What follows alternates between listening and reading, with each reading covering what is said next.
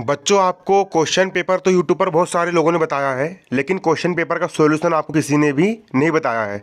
तो बच्चों, मैं आपके लिए क्वेश्चन पेपर का सॉल्यूशन लेकर के आया हूँ। इस वीडियो में मैं आपको कक्षा 12वीं अर्थशास्त्र अर्धवार्षिक परीक्षा सत्र 2021-2022 एमपी बोर्ड के बच्चों के लिए पेपर का पूरा फुल सॉल्यूशन लेकर के आया हूँ।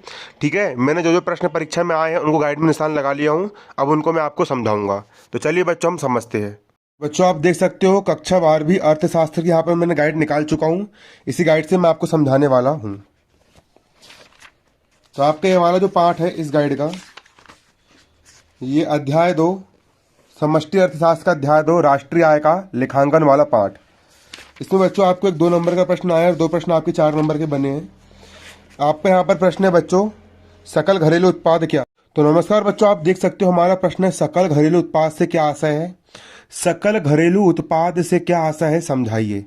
ठीक है, सकल घरेलू उत्पाद, सकल घरेलू उत्पाद से क्या आशय है। सकल घरेलू उत्पाद किसे कहा जाता है।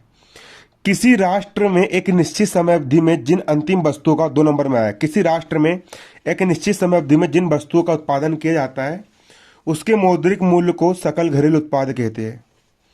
किसी राष्ट्र में, हम देश की बात कर रहे हैं, कोई एक पूरा का पूरा देश है। इस पूरे देश में एक वर्ष में, एक साल में कुल जितनी वस्तु का उत्पादन होता है, टोटल जितनी वस्तु का उत्पादन होता है, सुई से लेकर के, अल्पिन से लेकर के, बटन से लेकर के, मिसाइल से लेकर के, हर चीज जितनी वस्तु का उत्पादन होता है, उन सारी वस्तु का बाजार में जो कीमत होती है, अगर उन सारी वस्तुओं की बाजार की कीमत को हम जोड़ दें तो पूरे देश की जीडीपी, जीडीपी यानी सकल घरेलू उत्पाद निकल करके जाता है। ठीक है, तो सकल घरेलू उत्पाद हम किसे कहते हैं, यहां पर आप समझ सकते हो। सकल घरे किसी राष्ट्र में एक निश्चित समय अवधि में, किसी राष्ट्र में एक निश्चित समय अवधि मतलब एक साल में जिन अंतिम वस्तुओं का उत्पादन होता है, जो लास्ट की जो वस्तु बनती है, उन सभी का मौद्रिक मूल्य, उनका जो बाजारी जो मूल्य होता है, मौद्रिक मूल्य को सकल घरेलू उत्पाद कहते हैं। कि पूरे घर के अंदर कितनी वस्तु का उत्पादन हुआ, उनका रेट क्या है, पूरे देश के अंदर कितनी वस्तु का उत्पादन हुआ, उनका रेट क्या है। ये वस्तुएं एवं सेवाएं, वस्तु का भी उत्पादन होता है और सेवाओं का भी उत्पादन होता है। एक टीचर आपको आकर के पढ़ा रहा है, सरकार उसको पेमेंट कर रही है, तो वो अपनी सेवा दे रहा है और बदले में उसको पैसा मिल रहा है, तो सेवाओं का उत्पादन होता है ना, है ना। ठीक है, जितनी, है ना। ये वस्तुएं और सेवाएं उपभोक्ता और पूंजीगत दोनों प्रकार की हो सकती है। ये वस्तुएं और सेवाएं उपभोक्ता के लिए भी हो सकती है और पूंजीगत भी हो सकती है। तो आप यहाँ पर देख सकते हो, किसी राष्ट्र में, किसी देश में एक निश्चित समय अवधि मतलब एक वर्ष में जिन अंतिम वस्तु का उत्पादन किया जाता है, जो लास्ट वस्तु बनती है, अंतिम वस्तु बनती है, उनके मौद्रिक मूल्य को, उनका जो मौद्रिक जो मूल्य आता है, उस मूल्य को सकल घरेलू उत्पाद कहा जाता है। वे वस्तु एवं सेवाएं उपभोक्ता और पूंजीगत दोनों प्रकार की हो सकती है। आप इसको याद कर लीजिए। ठीक है, आपका अगला प्रश्न आया बच्चों पेपर में, राष्ट्रीय आय, राष्ट्रीय आय किसे कहते हैं एवं राष्ट्रीय आय की परिभाषा दीजिए। आपका प्रश्न पेपर में आ चुका है, आप देख सकते हो, ये आपका प्रश्न है। प्रश्न है बच्चों यहाँ पर आपका, राष्ट्रीय आय से क्या आशय है, राष्ट्रीय आय किसे कहा जाता है। राष्ट्रीय आय से क्या आशय है, राष्ट्रीय आय किसे कहते हैं। देखिए, राष्ट्रीय आय की परिभाषा, राष्ट्रीय आय का मतलब होता है पूरे देश की आय। ठीक है, पूरे देश कितना पैसा कमा रहा है, पूरे देश की इनकम कितनी हो रही है, पूरे देश को कितना पैसा कमा रहा है, उसको हम बोलेंगे राष्ट्रीय आय।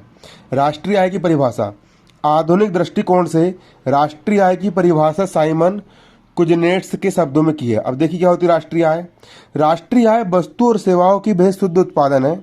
किसी देश की टोटल इनकम, कोई देश की कुल आय वस्तु और सेवाओं का वह शुद्ध उत्पादन है जो एक वर्ष की अवधि में राष्ट्र की उत्पादन प्रणाली में अंतिम उपभोक्ताओं के हाथों में पहुंचती है। जो अंतिम उपभोक्ता है, जो लास्ट स्टेज का खरीदने वाला जो आदमी है, वो जब वस्तु खरीदता है ना, तो जितने पैसे वहां पर वो पेड करता है ना, तो उसको हम बोलेंगे राष्ट्रीय आय। पूरे देश में टोटल जितनी वस्तुओं का उत्पादन हो रहा है और जितनी सेवाओं का उत्पादन हो रहा है, उन सब का एक वर्ष का जो मूल्य होता है, जो उपभोक्ताओं के हाथों में पहुंचता है, उसको हम कहते हैं राष्ट्रीय आय।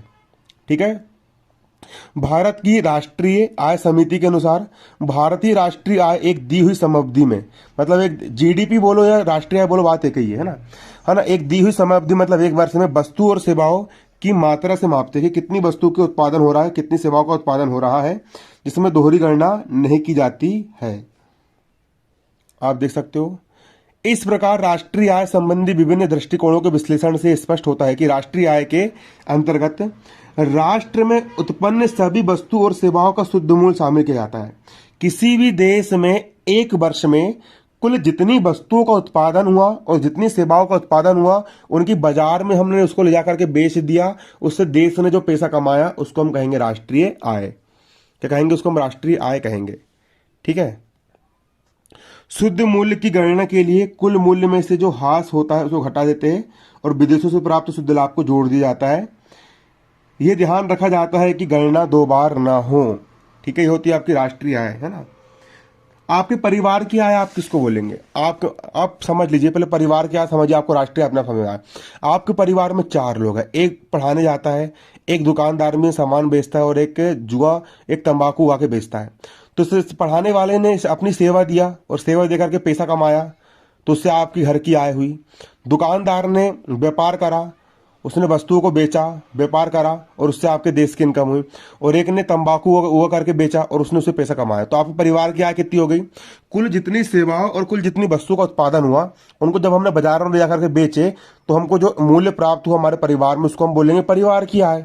तो सेम उसी प्रकार में बच्चों, एक वर्ष में दी हुई निश्चित समय अवधि में कोई देश टोटल जितनी वस्तु का उत्पादन करता है और जितनी सेवाओं का उत्पादन करता है, उन सभी वस्तुओं और सेवाओं की जो बाजार की जो कीमत होती है, उसी कीमत को हम राष्ट्रीय आय कहते हैं। इतना सा तो आपका है ये। ठीक है, आप इसको पढ़ेंगे तो आपको और अच्छे समझ में आ जाएगा। ये हो गया राष्ट्रीय आय। बच्चों, आपका क्वेश्चन हो रहा है 4 नंबर में, आप यहाँ पर देख लीजिए। राष्ट्रीय पूंजी से क्या आशा है? राष्ट्रीय पूंजी के मुख्य घटकों के नाम लिखिए। राष्ट्रीय पूंजी से क्या आशा है? राष्ट्रीय पूंजी के मुख्य घटकों के नाम लिखिए। राष्ट्रीय पूंजी के घटकों की विवेचना कीजिए। तो देखिए बच्चों, राष्ट्रीय पूंजी क्या होती है समझिए। राष्ट्रीय पूंजी से हमारा आशय उन सभी वस्तुओं से है जिनका राष्ट्र ने पीछे उत्पादन किया है। राष्ट्रीय पूंजी किसको बोलेंगे? जैसे कि सरकारी स्कूल एक बार बन गया, बिल्डिंग बन गई, तो वो राष्ट्रीय पूंजी के अंदर आएगी। सरकार ने अगर एक बार रोड बना दी तो वो किसके अंतर्गत आएगी? राष्ट्रीय पूंजी के अंतर्गत आएगी। जब हम सरकार कुछ बना करके छोड़ देती है तो उसको हम कहते हैं राष्ट्रीय पूंजी। राष्ट्रीय पूंजी से हमारा आशय उन सभी वस्तुओं से है जिनका राष्ट्र ने इसके पहले उत्पादन कर चुका है और जो अब प्रयोग नहीं की गई है और जो नष्ट नहीं हुई है। राष्ट्रीय पूंजी राष्ट्र के नागरिकों द्वारा प्राप्त की गई व्यक्तिगत पूंजी और समाज के द्वारा सामूहिक पूंजी का योग होती है। राष्ट्रीय पूंजी घटक कौन कौन से होते हैं? आप देख सकते हो, भवन एवं इमारतें। जितने भी भवन बनते, जितनी बिल्डिंग बनती, जितनी भी इमारतें बनती है, इसमें निजी आवास। अगर मैं अपना निजी आवास बना रहा हूं तो वो भी राष्ट्र की पूंजी में आएगा, क्योंकि मैं भारत देश में रह रहा हूं ना। व्यवसाय की इमारत हो गई, सरकारी इमारत हो गई, ये सारी जो इमारतें होती है ये राष्ट्र की पूंजी है। अगला उपकरण, टिकाऊ उपभोक्ता उपकरण, जैसे फर्नीचर, स्कूटर, टीवी। मैंने अगर आज एक गाड़ी खरीद लिया तो वो भारत देश के बंदे ने खरीदा, तो वो राष्ट्रीय आय में आएगी। अगला उत्पादक वस्तु, उदाहरण के लिए मशीन हो गया, औजार हो गया आदि, ये सब राष्ट्र की आय होती है। कच्चा माल हो गया, अर्धनिर्मित माल हो गया, ये सब राष्ट्र की आय, राष्ट्र की पूंजी होती है। ठीक है, राष्ट्र की पूंजी होती है और इन पूंजी का उपयोग करके देश जो पैसा कमाता है उसको हम कहते हैं राष्ट्रीय आय। तो राष्ट्रीय पूंजी, मान चलो कि आपके घर में 50 एकड़ खेत है, तो 50 एकड़ खेत आपकी हो गई घर की पूंजी, और 50 एकड़ खेत से आप एक साल में जितना पैसा कमाओगे उसको आप कहेंगे घर की आय। तो पूंजी अलग होती है और आय अलग होती है। ठीक है, अगला होता है बच्चों, राष्ट्रीय पूंजी के अंतर्गत आता है आपका सोना और चांदी के भंडार।